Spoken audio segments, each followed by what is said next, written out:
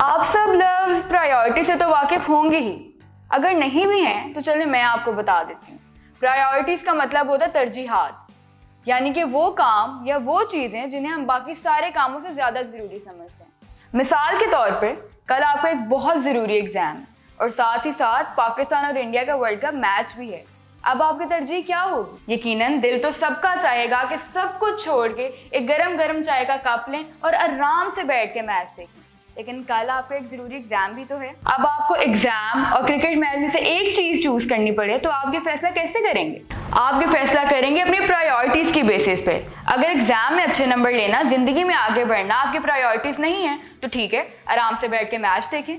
लेकिन अगर अच्छे नंबर लेना, अपने फ्यूचर को संवारना, अपना कैरियर बनाना आपकी प्रायोरिटीज हैं, तो आप चुप करके टीवी बंद करेंगी और अपनी स्टडीज पे फोकस करेंगी। तो ये जो प्रायोरिटीज है ना जिंदगी में, ये बहुत ज़रूरी हैं।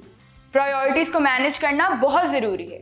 जब आपकी तरजीहात सही हो जाती हैं तो आपको अपना रोज़ाना का वक्त मैनेज करना आ जाता है। फिर बजाय टिकटॉक पे वीडियोस देखें, फेसबुक पे लोगों को बिला वजह में स्टॉक करें या एक ही ड्रामे को दो दो बार देखें, आप फोकस करेंगे अपनी लाइफ पर, अपनी स्टडीज़ पर, अपनी लाइफ की उन चीज़ों पर जो आपकी ज़िंदगी को फ़ायदा पहुँचाएंगी। तो मेरे फेलो स्टूडेंट्स, हुपू का मैसेज आपके लिए ये है कि अपनी ज़िंदगी की प्रायोरिटी ज़रूर सेट कर लें।